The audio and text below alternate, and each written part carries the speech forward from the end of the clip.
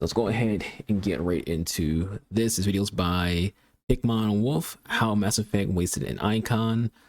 So show him some love. We'll put the original link in the description box below in the Twitch comments. So Twitch comments in the Twitch chat. You can go watch the original video. Always show the original uploader some love when it comes to doing any kind of like reaction content. Let's go ahead and get right on into it, buddy boys and girls and non-binary folks. Mass Effect has a lot of characters in it. Most are great, a few are bad, and some sine wave wildly between the two. One such character is Miranda Lawson. She's a prominent character with a massive amount of screen time, phenomenal voice acting, and her story consists of a lot of interesting concepts, many of which are executed very well. And yet, all of it suffers because the story structure is held together by chewing gum. The idea for her character arc is a classic one that's been done countless times before, and even a half dozen times in the Mass Effect series. Protagonist and side characters start off not getting along, then as the story goes on, they grow closer and end up as friends or even lovers. Even though it's such a classic arc, the game still had an interesting approach to it. Miranda is they didn't I get the whole rivalry aspect, but they didn't need to have her be as bitchy as she is, because it seemed like they were trying hard to get you to not like Miranda, but I think they wanted you to at the exact same time, because it's like pretty obvious with how 2 goes, to where they want you to view her as an important figure of your team, but if someone's annoying and not likable, you won't use that player in that character in their squad because they just find you annoying. And for Miranda, she didn't have a reason to be as annoying and bitchy as she was. And for the most part, when it comes to like, she has a good fan base, but that fan base became a thing because of her loyalty quest and because of Mass Effect 3. You know, when it came to seeing her be more humanized and see her being more, you know, not as angry all the time, she became a very likable character, you know? And they could have always had that, but for whatever reason, when it comes to development of the game, they felt the need to have a character who was just, you know, basically like the angry cat of the crew, and that becomes more in play when it comes to like, you know, Jack and her and Jack had that back and forth. Whereas like now Mass Effect 3 and you know, something afterwards, they're more have like a sisterly bond more so than anything else, even though Miranda's more off the grid than anything else. Person mainly responsible for bringing Shepard back to life at the start of the game. That's a very distinct story to incorporate this arc into. It's a fun departure from the classic kind and motherly healer archetype, and because you owe her, she's able to get away with being very unpleasant without the player instantly slotting her into the That's the thing about it too. hate forever. With her being pretty much like the head of the Lazarus Project, you would think that she would have a vested interest in, you know, a lot of things involving Shepard, right? You would think she would want to be Shepard's friend because she knows Shepard in a way that even your own friends know you, because she literally revived you from the dead. She's part of that team. She knows you inside and out, both literally and figuratively, through having to piece together you, right? You know, in all the dossiers that the Elusive Man has gathered on Shepard. So like, even when it comes to like just servers in general, servers would have the spies and resources to find out things about Shepard's past and who Shepard is as a person, that not even, you know, Ashley or Garrus or Tali or Liara would be able to have at this point in the game.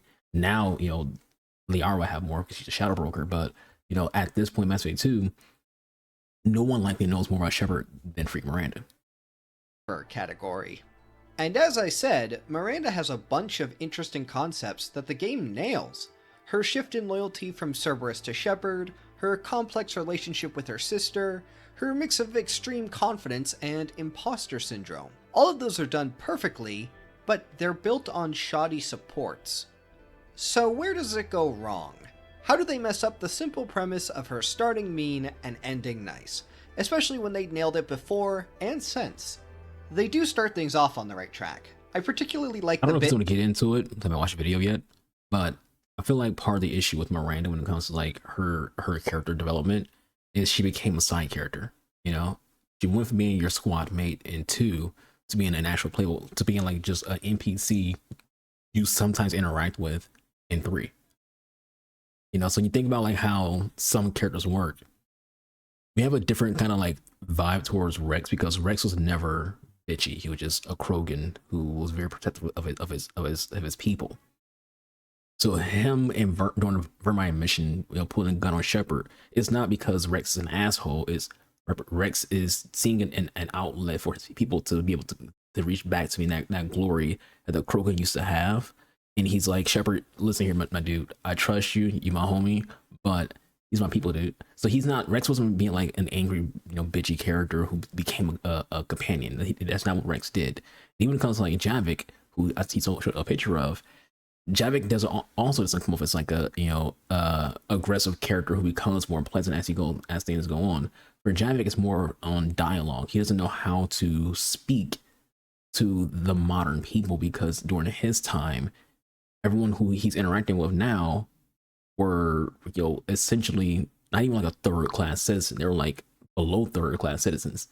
Like he makes a joke that Solarians used to eat flies, and that's just him phrasing it as in these people who are now some of the most intelligent species in the universe or the galaxy used to be to the exact same equivalent to an iguana during his time. So it's like basically dealing with someone who's not actually racist, but he has kind of, it'd be like taking someone who is a racist out of like their time and putting them into today, like going back into like 1843 or whatever, taking some random ass white dude from the South and putting him into freaking Miami or Detroit or Chicago or New York. Even if he's not like a bad person, he'd be like drawn back like, what are all these mixed babies? Like, who's all these people coming from? Who are all these people who are with these dark skin dropping freaking Miatas and shit? What is going on? He wouldn't know what a Miata is, but you get the reference. For Miranda though, she starts off as a bitchy character and just stays a bitchy character until her loyalty quest, and that's kind of like the shift her character development. And then for 3, you don't get to really follow up on her being in your squad. I think if Miranda's in your squad and you go through the quests that you go through for her, it makes her even easier to freaking like. But I also kind of think BioWare, when it comes to Mass Effect, they have a quota. There's going to be so many humans in your squad at any given time when it comes to like what they want. So Ashley kind of replaces Miranda as being like your white woman quota. Where Shepard starts to wake up. She spends most of the scene yelling at Wilson, but as Shepard is panicking and being resedated, you can see this glimpse of genuine kindness in her eyes.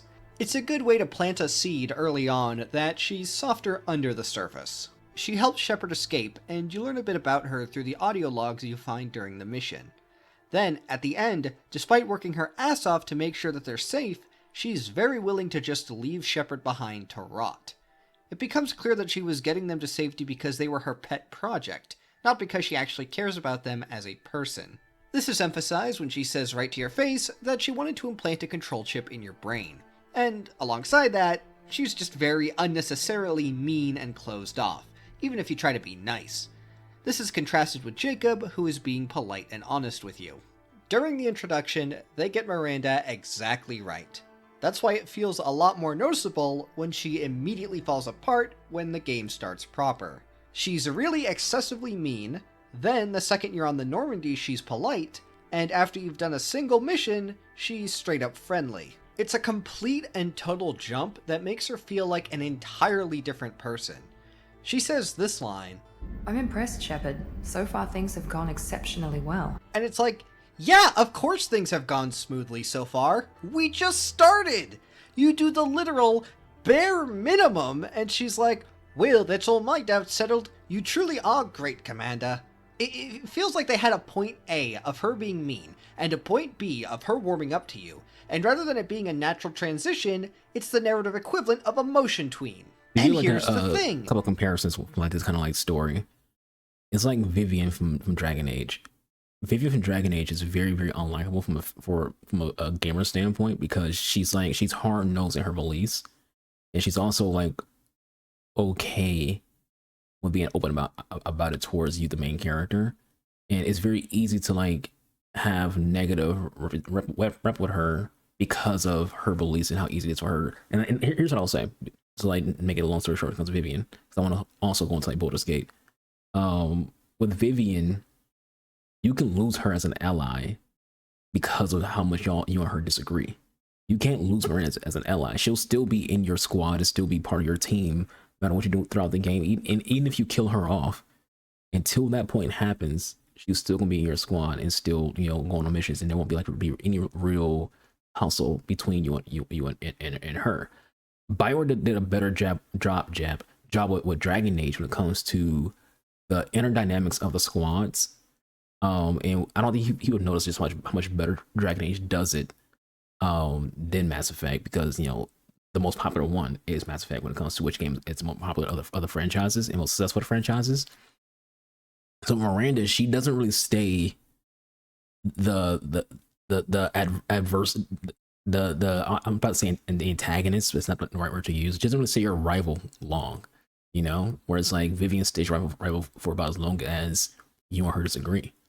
And in Baldur's Gate, it's possible for you to have allies, have people in your squad, in Baldur's Gate 3, for example, who you never freaking like are on the same page with, like just at all. Like you're just never on the same page. Like y'all is always pretty much just, hey, we're just doing this mission together until we get these little tapples out of our head, and then once that's done, I'm out. You know, be it, you know, Asterion, be it you know, Minthara, you know, there's just people in a group, even Shadowheart, if you go that route, you know, who for as long as, you know, y'all are on the same mission when it comes to the whole Tapwell situation, you're on the same page. But outside of that, they don't like you and you don't like them. Even if it was enough to fully convince her that you do indeed live up to the hype, that isn't why she was being mean in the first place. She's cold towards you because she doesn't think that you'll be loyal to Cerberus. She already knows that Shepard is a badass. There are multiple ways that you can undercut Cerberus in the very first missions of the game, so it is entirely possible that she goes, I don't like you because I think you'll undercut Cerberus. To which you respond, you're right, I hate Cerberus, check it out, I'm gonna undercut them. And that convinces her that she was wrong about you? It's just nonsense. Now, I think I can see why it ended up this way. Miranda is the first character to give you their loyalty mission. You get it as soon as you reach Act 2, and it would be pretty annoying if she was asking for your help while still being a total jerk. So they wanted her to have already warmed up to you before then, which means she needs to start warming up to you very quickly during Act 1. There are numerous ways to fix this. They could make it so she starts warming up to you only once you reach Act 2, and have her loyalty mission be one of the last ones that you receive instead of the first. Or they could still have her start warming up to you early, but make it so that Act 1 is her going from mean to neutral instead of mean to friendly. They do a much better job portraying a gradual shift when it comes to her moving further and further away from Cerberus ideals, with her defenses of them growing less ferocious and more apologetic.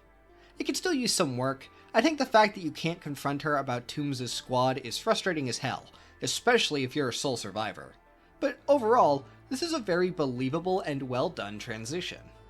Anyways, she's now friendly, even if getting here was clunky. How does her story fare from here on out? I think it's at this point that more issues with the execution of the story pop up alongside the structural issues. Let's look at her loyalty mission. After Miranda escaped from her asshole father, he simply created a copy of her. So Miranda went back and took the child, spiriting them away to safety. She's been protecting her from the shadows since, never even letting her know that she exists. But now her location has been compromised, and you need to prevent his hired thugs from collecting her. The idea of her protecting her genetically modified clone sister I think one of the is interesting really about Miranda is she's one of those kind of like characters who is supposed to be a very intelligent, you know, one of the smartest characters in it, like the mythos. But she has like a bit of a naivety to her that's like youthful, innocence, not naivety, like ignorance is bliss kind of situation. You know a lot about servers, and this is kind of getting to like a spoiler territory, where basically you find out that her servers has been backing her dad like the entire freaking way. How do you think your father would even make Oriana without that exact same funding from Cerberus had before? I feel like someone who's as bright as she is would have noticed that Cerberus were still helping him out, and that's why Oriana exists. And that the reason why he was tipped off on where he was that Cerberus was still feeding him information. Because I think the thing about the elusive man is he has a habit of wanting to string you along. You know, he has a habit of intentionally helping you and hurting you at the exact same time, to kind of just play with you and to make sure that you stay on his side, right? You know, here's this for you, so you know that you can trust me. At the same time, I still need this person over here, so I'll give them something as well, even though y'all supposed to be against each other. Again, it was, I think it was two where like the reason that the what you call the collectors knew where Shepard was at was because those men told the collectors where Shepard was at. And the intended moral grayness of her stealing a child for reasons that she insists are justified is interesting. So how does it falter? Well, first, the game tries to muddy the morality by presenting the Eclipse as doing official business, in that they are acting legally. But in Samara's recruitment mission, it's made clear that to become an official member of Eclipse, you have to murder somebody. How are they allowed to do official business? Shouldn't wearing an Eclipse uniform be a confession of murder and enough to get a warrant for arresting them? And that kinda lines up with how they're presented in this mission, with the way the captain just murders this dock worker for no reason. But like, why were you casually talking with them anyways? Honestly, the gangs in Mass Effect 2 kinda suck across the board, but that's a whole different topic. Another issue with the mission is that based on everything we hear about her father, rescuing Oriana wasn't even a morally gray action. It was entirely justified. It seems like the game comes to that conclusion as well, since you can only side with Miranda, and Niket even admits that he's mostly collecting her for the money. But that just means that it feels like this aspect of the story, the question of whether Miranda was justified in taking a baby away from her father, is answered with a, yup, moving on. They either should have explored this aspect further and made it properly morally gray, or focused on it less, rather than its awkward half-implementation. And lastly, why don't they look identical? Oriana is a clone of Miranda, but they just look like normal sisters. It's a video game. They could literally copy-paste Miranda's face mesh if they wanted to. And don't even get me started on Mass Effect 3, where they look nothing alike. As for what the mission does right, I quite like that she was betrayed by the one person she truly trusted, and Niket's mixture of self-justification and shameless greed is pretty nuanced. I like that he seems to genuinely care about Miranda and Oriana, but he will admit that the money is one of his main motivators for betraying her. Some other positives. The layout of this mission with all the moving crates is fun, and Enyala is another of Mass Effect 2's great one-off antagonists, even if the fact that she was given this job makes no sense. I was just waiting for you to finish getting dressed. Or does Cerberus really let you whore around in that outfit? I like her. Are we still recruiting? The choice at the end, whether to encourage Miranda to actually properly introduce herself to her sister or not, is compelling as well, even if it kinda has an obvious right answer. It's certainly not a bad mission, just flawed. I think after you've done something so personal for her, it makes sense that she would be much friendlier. This is where she should have really started to be nice to you. She should have had no choice but to let her guard down around you for this mission, and afterwards, she decides not to put it back up. Oh well, even if it was janky getting here, at least she'll be consistent from this point on. Like, why is janky for like Miranda and because of storytelling is romance. Now for friendship, it doesn't freaking matter, but generally, pacing of these kind of games, these games that have romance options, they have to like have certain things happen at a certain speed so the player has time to do the romance, right? Because like in some games, you have to start at a certain point of like the earliest, or otherwise you just won't have enough rep with that person to build a romance. It'd be too late for you. Like you wouldn't have done enough to get their loyalty and things like that. Mass Effect's a little different because it's a lot of it just based on doing their loyalty quest, which gives them a huge boost, so that helps out. But I do think from like just a general storytelling standpoint from BioWare, they're like, okay, we gotta allow the player to romance her as soon as possible. So let's speed up how the progressing of her character development is. It's not to like give them like a cop out or any kind of like way to avoid criticism on her character development going from she's a bitch to she's nice to you in the span of like 5 minutes. Because think about like the grand scheme of things, you're not playing this game missions that you're doing as Shepard aren't happening in a month or a year. Is, you know, a lot of that stuff theoretically might all be happening, not everything, but a lot of the stuff that's going on could be happening within, 48 hours, 72 hours. Going from, the situation when it comes to the server's base, being attacked and being traded on by Wilson, to doing that first quest where you meet Tally. That all could be happening within a span of like 10 hours, if not less. And you go from that to like doing, let's say, Morton's quest, that can all be happening in a span of, 24 hours, if not less. So it does kind of like come off as like a whiplash effect of, boom, now she's like an ally. But I do think part of that is because of how time works in video games in general, but also they want to speed up her sort of progression so you can romance the character. Nice, friendly. It wasn't Cerberus. Not really. But That was a clearly nasty you were a dent. mistake. Oh no.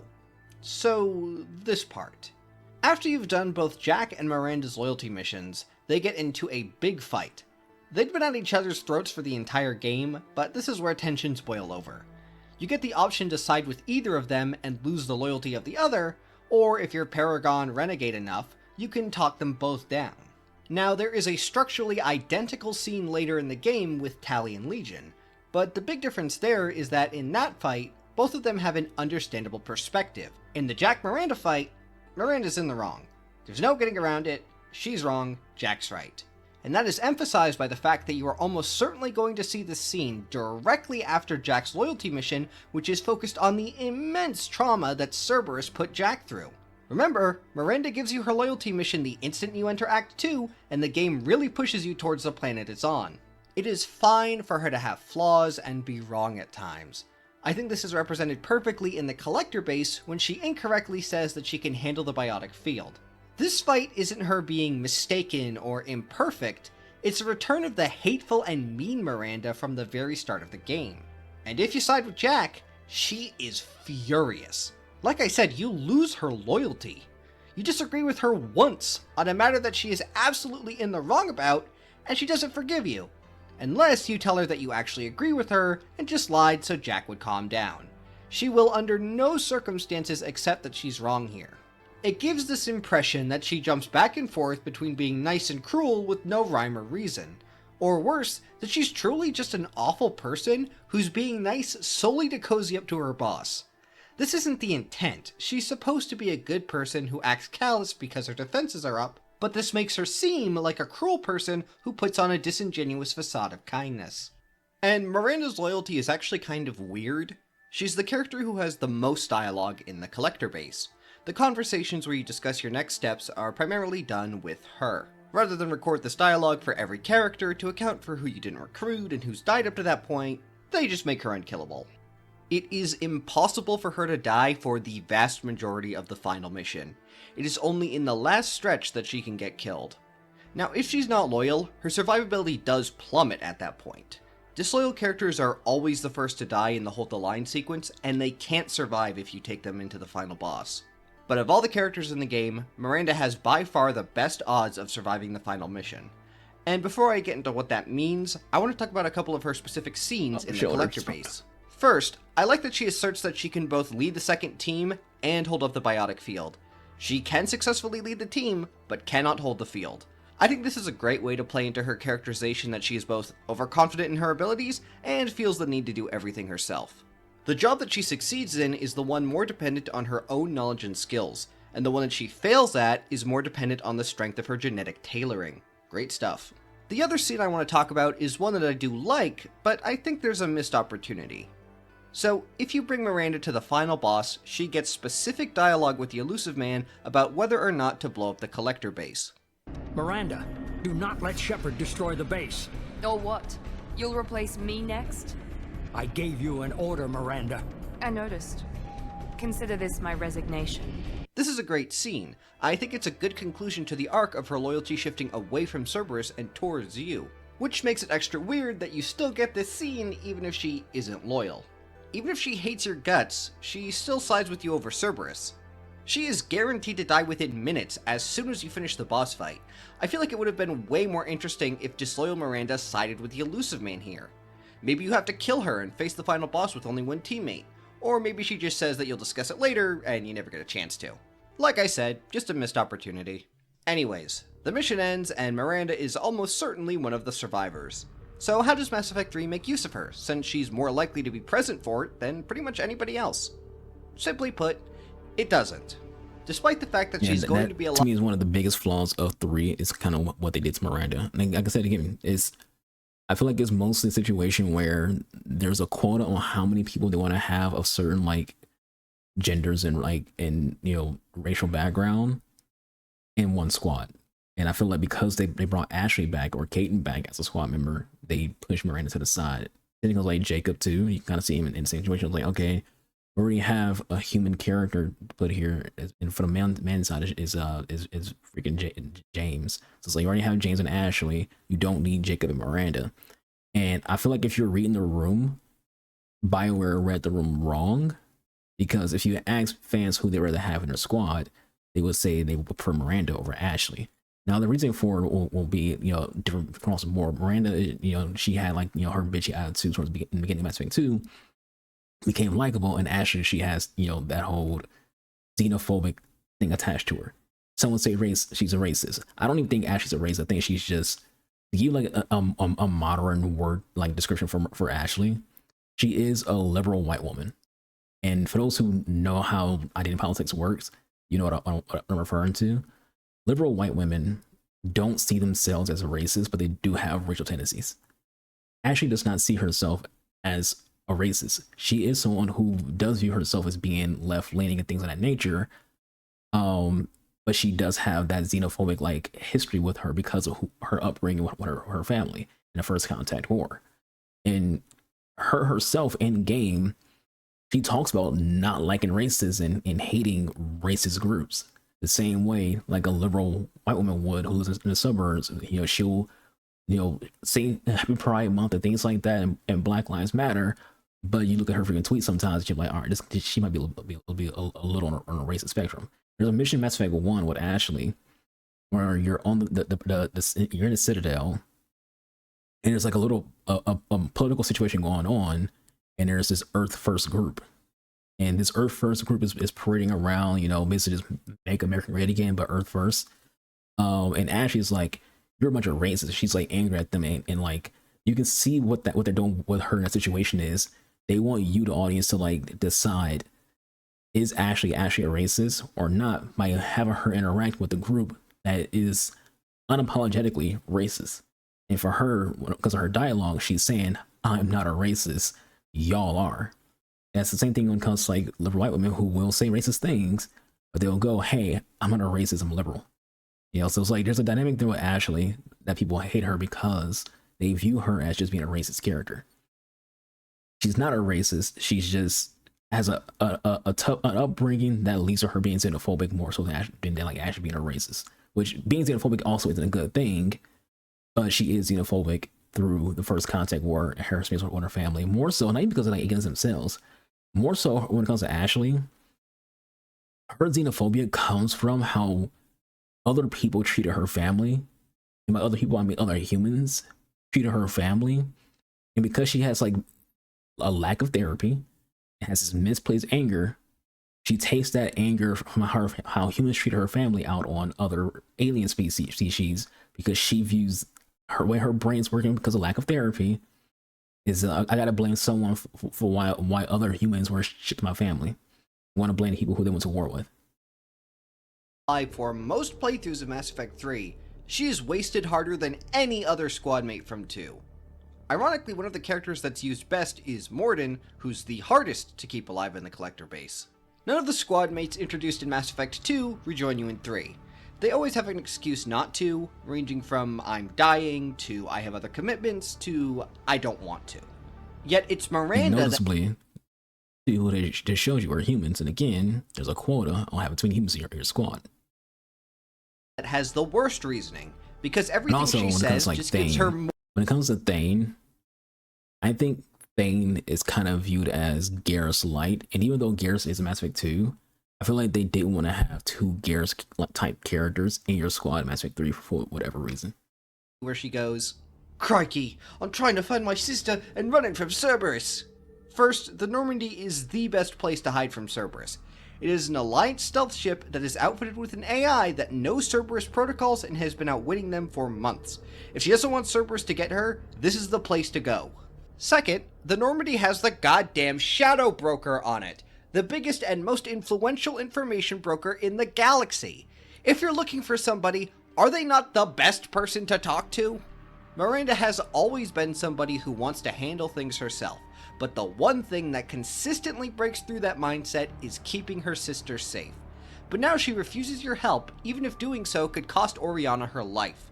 This could have been really interesting if it was explored as paranoia caused by Niket's betrayal, but it isn't. It's not even contrivance, it's nothing! And it seems that BioWare decided that she was too easy to keep alive in Mass Effect 2, because now you need to do everything exactly right, or she dies. You need to meet her on the Citadel, then call her from the Citadel, then meet her on the Citadel again and give her access to Alliance resources. Then you need to pass a difficult Paragon Renegade check. If you do all that, she survives. Unless you lost her loyalty in 2, or romanced her in 2 and dumped her in 3, then she still dies no matter what you do. I like the idea of having to do a bunch of things right in order to keep a character alive, but the problem is that it's all very arbitrary. With the video call, you warn her that Kai Lang exists so she can take these vague precautions, but she doesn't seem to actually do anything differently. And there's no explanation as to what resources you give her access to or how she uses them. She refuses to tell you when there is absolutely zero reason for her to keep it secret. It's a stupid, contrived choice, just another opportunity to accidentally get her killed. It all contributes to this feeling that her role in Mass Effect 3 is just so empty. I've heard rumor that the reason Miranda gets so sidelined is because her actress, Yvonne Strahovski, was busy during the making of Mass Effect 3. And while we can see that she did indeed have a packed schedule, I've never seen any confirmation that that was the reason why. And besides that, I don't think the issue here is solely a lack of screen time. I also don't want to buy into that too, because though it's not easy to be a voice actor, if you want to do the role, they can find ways to get it done. There's been closet setups, and there's actors who do voice acting who has little closets built for voice acting. So if they need to record, away from the studio, they can go into an actual room they have in their house and record there. Will Friedle, for one, he does a lot of voice acting. He has a closet for voice acting. During COVID, Lance Reddick actually showed him at home recording his Zavala lives for Destiny. And that's a more extreme situation because of COVID, so he couldn't go to the studio. But things can be done to figure it out and get the schedule where it needs to be. I don't think Yvonne's scheduling is why Miranda's character was so poorly handled in 3. I just think they just didn't want to have too many characters in the final squad. Because are you giving that excuse to Kasumi as well? Kasumi is not usable in your squad, and you barely interact with her. She's there in the same way Miranda is. Same thing comes to again, Thane dies off regardless. But there's a number of characters, including Jack. Jacob. There's characters who are from Mass Effect 2. Do you give that exact same excuse to all those characters? No. So there has to be a deliberate situation to where they just did with Miranda more involved in the story. If instead of meeting Which, her... by the way, for the next game, what better team would have a time with figuring things out for the next Mass Effect game than a team that's being led by the brain of Liara and the brain of Miranda? Periodically throughout the game, she was just entirely missing. You try to find her for information on Cerberus, but she's completely vanished. Even Liara can't find her. Maybe you work with Oriana to try and track her down. That would have been much more compelling than the random check-ins. This approach probably would have taken more work, but if there was any character that it was worth investing time and resources into, it's the one who's most likely to be alive for the game. In the end, I just think it's kind of sad. Miranda is a very interesting character with so many things going for her, but it's all let down by the flaws and a shoddy structure that spans from the start of 2 to the end of 3. If every aspect of her character was done as well as her strengths, I think she would be a strong contender for the best character in the series. I think that's why she's a pretty divisive character. Those who latch onto the strengths really like her, and those who can't overlook the flaws don't. To wrap this up, let's go through some of her other strengths and weaknesses that I haven't really had a good chance to mention. I like that she is a very strong squad mate. It means that she has the strength to back up all of her confidence. It's hard to be annoyed when she really is as good as she says. She's so strong that it's actually imbalanced. She outpaces every other squad mate by miles. It means that you're actively nerfing yourself if you ever leave her behind on a mission. Though that's more of a weakness for everybody that isn't her. Unlike Samara, I think her very sexualized outfit works. She was built in a lab to be a perfect specimen. She knows she's stunning and leverages it to her advantage. She's a bit of a femme fatale, but it's not the only thing she is. Though the camera was straight up shameless in the original release. It would contort itself into bad angles just to focus on her butt, even when the conversation was meant to be serious. It was laughably gratuitous, and I'm glad they toned it down in the Legendary Edition. From the tiny bits we see of her, Oriana is a fun character. She feels like a much less jaded and cynical Miranda. Which means it really stinks how little of her we see. It would have been really cool if she had an expanded role in Mass Effect 3. And I could keep doing this for a while. Miranda isn't a good or bad character. She's both. It could have been worse, but it also could have been better. Thanks for watching, folks. The thing about that could have been worse, it could have been better is we notice that because there are both those things in the game. We know there's a worse, we know there's a better. Jacob exists. He's worse. We know there's a better. Half the roster is better, right? Good video, good conversation. You know, it's a general like topic when it comes to like, there's always like this conversation when it comes to Mass Effect where it's like, why is this character this way or that way and things like that. Like I have my own video about Ashley. That's why like I went into that because it's like I literally have my own video on my main channel where I talk about like Ashley's background and you know how defensive she is actually towards other alien races, how sympathetic she is towards like Liara and other races, but she still has that xenophobic, you know, mindset because of her upbringing. This is why therapy is important. She never got therapy. She's went to the military and just, you know, done what she's done. She never had any way to like process that trauma of seeing her family be treated like shit by other humans, and what that misplaced trauma she took out on other people, you know, of other races, and she views them. But she herself doesn't see herself as being, you know, what everyone else thinks of her as. But for Miranda, I always like I have 20 characters in Mass Effect, and that's just on console. I have 4 more on PC, and I've beaten the game with those characters at least twice. And so throughout all the time of me playing the Mass Effect franchise, you know, from the original Xbox 360 versions to, you know, the Legendary Edition, it's always been like there should have been more for Miranda, should have been more for Kissimmee. Jacob, I could care less. I feel like Jacob just doesn't matter, you know. And it's funny because in his description box he actually mentions Fenris from Dragon Age, and I kind of feel like this should have been something that should have been in the video, because it would have been a nice comparison to mention, you know, how Fenris in Dragon Age 2 is, you know, this aggressive character who's actually like Fenris is very, very hard to like get as an ally. You basically had to just simp for the dude to get him as an ally. You know, it's not a common thing in these games where you basically just have to make all, you know, the positive choices towards them to get them to be your friend. Like most of the times you can disagree sometimes and you'll still get them as an ally. Well, with Fenris, it was very, very like hard, and with Meryl to an extent as well. With Meryl, she's just such a shit person where it's hard to like agree with her on things. You know, so she's I mentioned Vivian, and again, it's what's before about how Dragon Age did a better job at like having these squad dynamics. You know, Meryl was such a pain in the ass character because of how hard it was to like get her to approve of things. And it was hard to get her to approve of things because she's just a shitty person, you know. And to get like an idea for somebody playing Dragon Age 2 on like how shitty Meryl was, the Dalish clans basically want nothing to do with her because she puts her mission, her goal with the Luvian over the well-being of the clan, over the well-being of herself, or well-being of even, you know, Hulk and her allies. Nothing matters more to her than the Luvian. That's all that she cares about, and she'll do anything she can to maintain the Luvian and get it working, which includes doing blood magic, which is, you know, a big no-no in the lore of Dragon Age.